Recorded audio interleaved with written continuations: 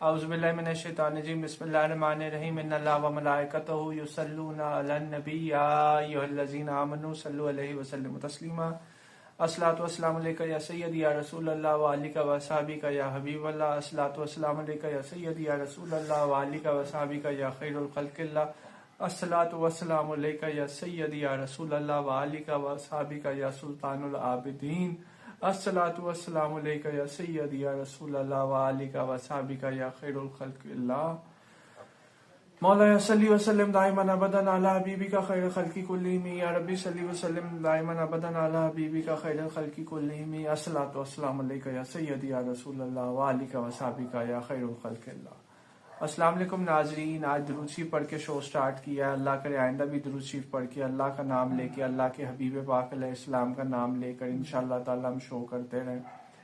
ناظرین، امپورٹنٹ بات یہ ہے کہ کافی چیزیں راؤنڈ اپ ہونے والی ہوئی ہیں، انہیں راؤنڈ اپ کرتے ہیں۔ ایک بات تو یہ ہے کہ جو کریٹیکل سچویشن ہے وہ یہ ہے کہ برما میں ابھی تک جو ہے وہ بیک اینڈ فورتھ جو ہے وہ پولیٹیکل ری اسٹیبلٹی، کبھی اسٹیبلٹی آ جاتی ہے، اچھا فیل ہوتا ہے، کبھی چلی جاتی ہے۔ بیک اینڈ فورتھ جو ہے ایک وہ پولیٹیکل شفٹس آ رہے ہیں پاور کے، یعنی کہ کبھی ایسا لگتا ہے کہ سچویشن کمپرومائزڈ ہے، کبھی ایکسیسو ہے، کبھی کچھ ہے۔ تو آئی ہوپ برما میں بھی امن ہو، کیونکہ برما کی بہت بڑی تعداد میں مسلمان ریفیوجیز جو ہیں وہ ابھی بھی بنگلہ دیش کے کیمپوں میں ہیں۔ تو اللہ تعالیٰ روہنگیا مسلمانوں کے لیے، میانمار کے مسلمانوں کے لیے، برما کے مسلمانوں کے لیے اللہ تبارک تعالیٰ آسانیاں فرمائے۔ برما کے ساتھ بہت تاریخی یادیں وابستہ ہیں مسلمانوں کی، آخری مسلمان بادشاہ بہادر شاہ ظفر رنگون میں ہے۔ تو آئی ہوپ برما کے مسلمان اور برما کی جو باقی کمیونٹیز ہیں وہ پیار محبت سے رہیں اور برما میں پیس ہو، اسٹیبلٹی ہو، پراسپیرٹی ہو۔ اس طرح ہماری سوڈان کے مسلمانوں کے لیے دعا ہے کہ اللہ عز و جل سوڈان میں امن قائم فرمائے، یمن میں قائم فرمائے۔ سیریا بہت ایکٹیولی اپنے آپ کو جو ہے، جب سے بشار الاسد صاحب کی حکومت ختم ہوئی ہے دسمبر 2024 میں، تب سے اپنے آپ کو پچھلے ایک سال میں بہت سٹیبل کرنے میں سیریا کامیاب ہوا ہے۔ اور ہماری دعا ہے کہ حضرت خالد بن ولید کے شہر، حضرت بلال حبشی کے شہر، بی بی زینب بنت علی کے شہر میں، باقی صحابہ کرام کے شہروں میں امن ہو، سکون ہو، سلامتی ہو، خوشحالی آئے۔ اور سیریا کے فورن منسٹر نے بالکل صحیح کہا ہے کہ اسرائیل ہمارے معاملات میں مداخلت نہ کرے۔ یہ اسرائیل جو ایک صہیونی ریاست ہے وہ ہمارے معاملات سے پیچھے ہٹ جائے تو پیس، پراسپیرٹی اور اسٹیبلٹی جو ہے ریجن میں آ سکتی ہے۔ تو ہم سیریا کی حکومت کے لیے بھی دعا گواہ ہیں کہ اللہ کرے کہ سیریا کی حکومت ترقی کرے، پراسپیرٹی ہو، فلسطین کی حکومت ترقی کرے۔ فلسطین کے لیے بھی ہمارا ہمیشہ کنسرن ہوتا ہے، ہمارے ہر شو میں فلسطین کا ذکر ہوتا ہے۔ ہماری بہت زیادہ ہمدردیاں فلسطینی مسلمانوں کے ساتھ اس لیے بھی ہیں کیونکہ ہم خود بھی فیل کرتے ہیں کہ کشمیر کے لیے ہم لوگ ابھی بہت کچھ کر سکتے ہیں کہ ایٹ لیسٹ اپنے والے آزاد کشمیر کو، جو پاکستان ایڈمنسٹریڈ کشمیر ہے، اس میں زیادہ سے زیادہ پروگرس ہو، پراسپیرٹی ہو، اسکول کالج یونیورسٹیاں بنے، پارکس بنے، ڈیولپمنٹ ہو ہر طرح کی بہتری والی۔ تو ہماری دعائیں کشمیری مسلمانوں کے ساتھ بھی ہیں، اسی طرح فلسطینی مسلمانوں کے ساتھ بھی ہیں۔ مولانا محمد علی جوہر بھی فلسطین میں دفن ہے، مسجد اقصیٰ وہاں پہ، اور اہم تاریخی مقامات ہیں، غزہ، خان یونس، نابلس، ویسٹ بینک، رام اللہ، ان کے مسلمانوں کے ساتھ ہمیشہ ہماری دعائیں۔ اللہ تعالیٰ جو فلسطینی مظلوم بے قصور قید ہیں صہیونی ریاست کی جیلوں میں، ان کو بھی آزادی عطا فرمائے۔ اللہ تعالیٰ کرے پیس ہو، اسٹیبلٹی ہو، پروگرس ہو، پراسپیرٹی بہت زیادہ ضروری ہے دنیا میں امن کے لیے۔ ہماری یہ بھی دعا ہے کہ ایران کے جو معاملات اس وقت بہت کروشل سٹیج سے گزر رہے ہیں وہاں پہ بھی امن ہو، اور ایران کے جو صدر صاحب ہیں وہ کامیاب ہوں ایک اسٹرانگ پروگریسو ایران کو لیڈ کر پانے میں۔ ابھی ریسنٹ میں ایران کی برتھ ڈے بھی منائی گئی ہے، تو ہماری دعائیں ہیں کہ ایران کے صدر صاحب بہت زیادہ کامیابی کے ساتھ اپنے معاملات کو آگے لے کے چل سکیں اور ایران میں خوشحالی آئے۔ ہمارا پڑوسی ملک ہے، ہماری زبان میں بھی ایک ٹرمینالوجی یوز ہوتی ہے ہمسایہ ما جایا، تو ایران کے ساتھ ہماری بے شمار دعائیں ہیں کہ اللہ تعالیٰ اسے کسی بھی بنجمن نیتن یاہو کے اگریشن سے اپنے حفظ و امان میں رکھے، اور ایران آئندہ بھی فلسطین کے مسلمانوں کی، برما کے مسلمانوں کی، کشمیر کے مسلمانوں کی، اور جہاں جہاں مسلمانوں کی ایک ڈپلومیٹک سپورٹ ہو سکتی ہے وہ کرتا رہے۔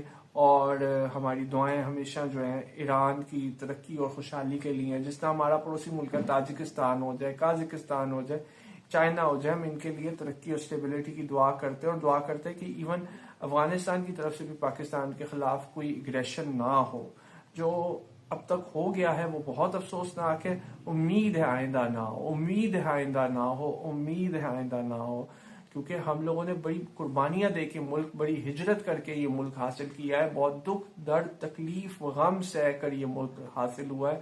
تمہاری دعا ہے کہ اس ملک کے چاروں کونوں میں امن ہو، خوشحالی ہو، سلامتی ہو.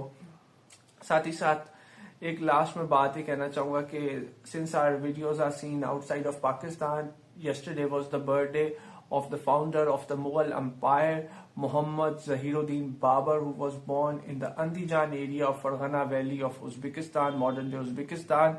Happy birthday to Zahiruddin Babar. And his birthday is celebrated as a huge event across Central Asia and especially in Uzbekistan. So congratulations to my Uzbek brothers for celebrating that beautiful birthday.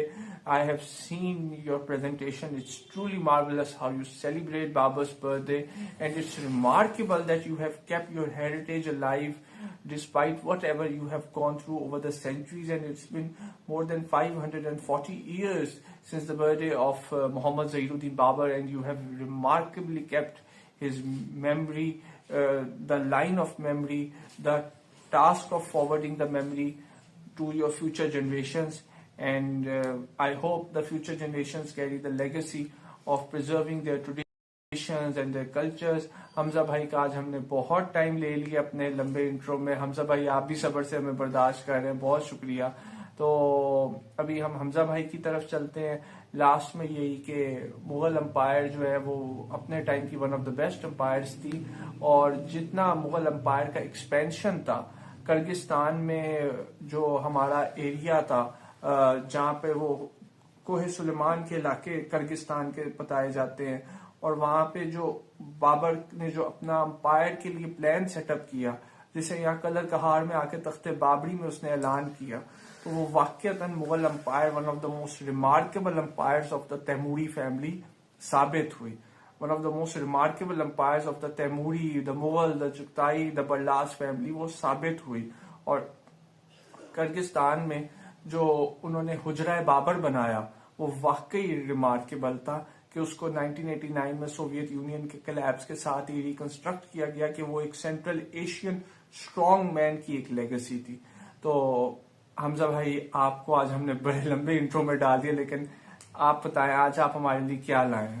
جی طیب بھائی السلام علیکم. آج میں آپ کے لیے نا Indonesia کا ایک وولکینو اس کے بارے میں نا انفارمیشن لے کے آؤں. ٹھیک ہے، آپ کو پتا ہے کہ دنیا میں نا بہت سے وولکینوز ہیں. ٹھیک ہے، سب سے پہلے تو انڈونیشیا کی بات ہے. انڈونیشیا میں نا دنیا میں سب سے زیادہ جو جزیرے ہیں نا وہ وہاں پہ پائے جاتے ہیں. تقریباً کہتے ہیں کہ وہاں پہ نا 17,000 کے قریب نا جزیرے ہیں. ٹھیک ہے، جی جی. اور کہتے ہیں کہ دنیا میں سب سے زیادہ نا آبادی کے لحاظ سے جو مسلم دنیا میں سب سے بڑا ملک ہے نا وہ بھی انڈونیشیا ہے. ٹھیک ہے، تو یہاں پہ نا ہم بات کریں گے جو وہاں پہ ہے نا 17,000 کے قریب جو ہے جزائر ہے. وہاں پہ تقریباً کہتے ہیں تقریباً آپ سمجھ لیں 147 کے قریب آتش فشاں ہیں، جن میں سے تقریباً کہتے ہیں جو 76 کے قریب ہے نا وہ ایکٹیو ہے ابھی.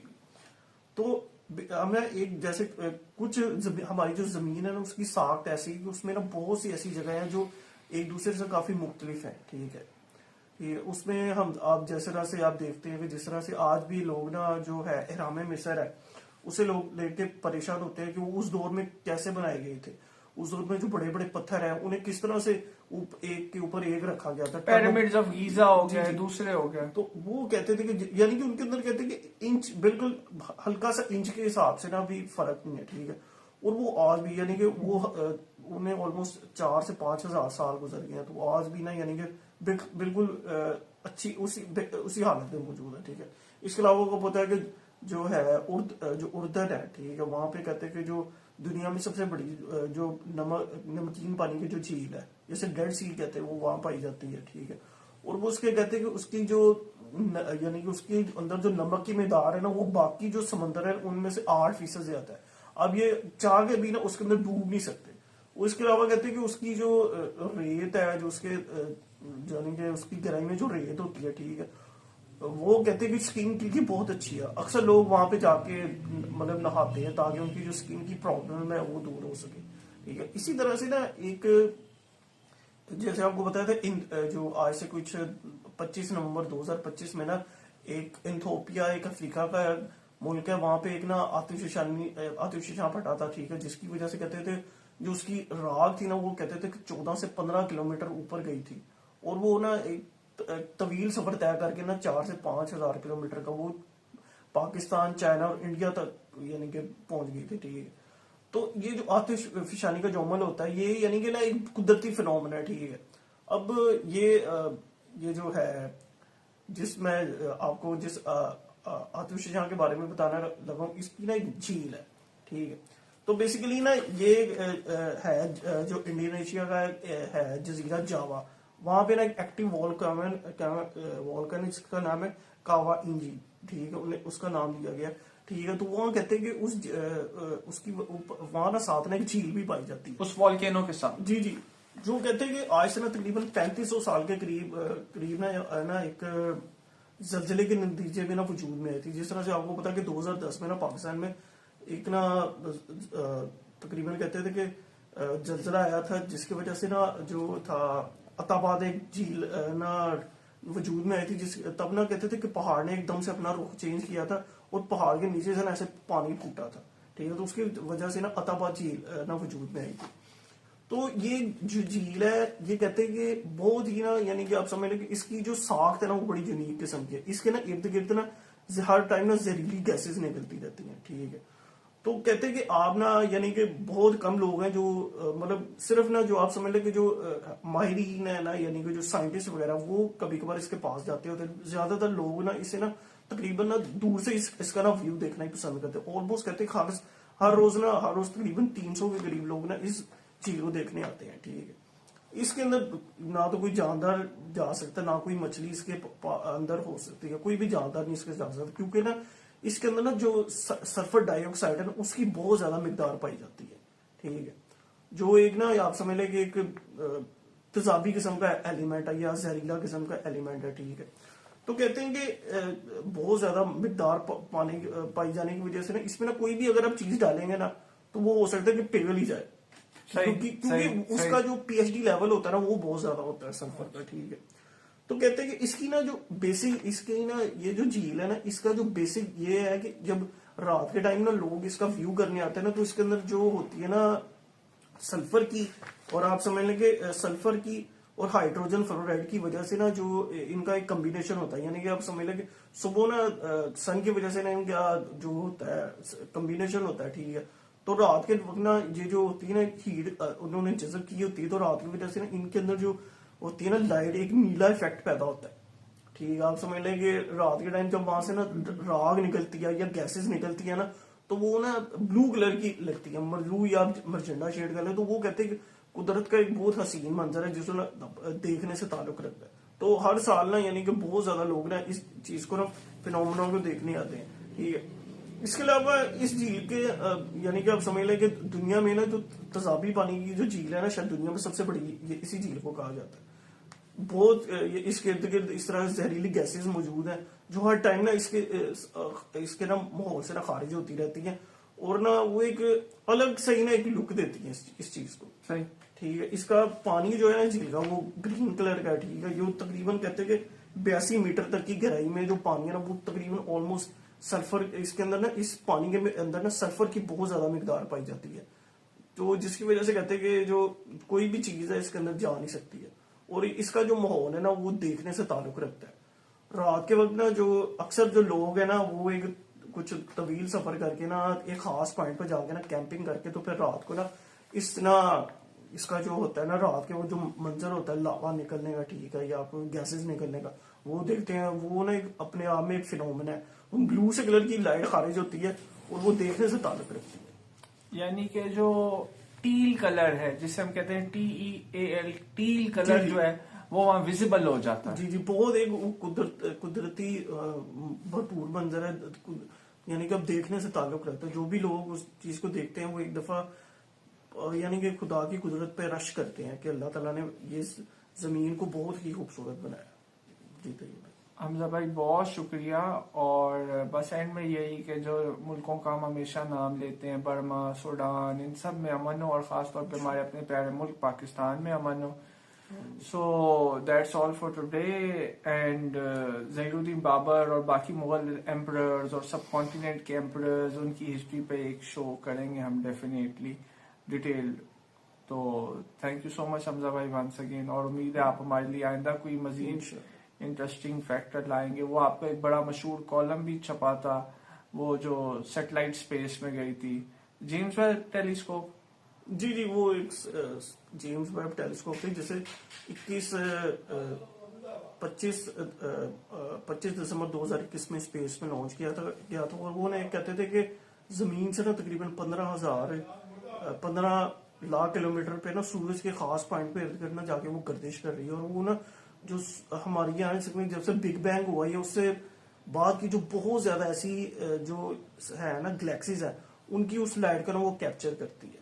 ٹھیک ہے، یعنی کہ آج سے کافی لاکھوں سال پہلے جو جن ستاروں کی روشنی ہم تک پہنچ رہی ہے نا، وہ بہت پہلے نا یعنی کہ وہ ختم ہو چکے ہیں، لیکن ان کی جو لائٹ ہے نا وہ اب ہم تک پہنچ رہی ہے.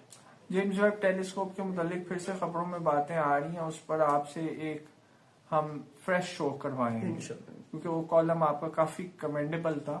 اس طرح کے کمینڈیبل کالمز کو ہم ایک دفعہ جو ہے اس پہ ایک سیریز کریں گے شوز کی. تھینک یو سو مچ حمزہ بھائی. خدا حافظ. That's all for today. اللہ نگہبان.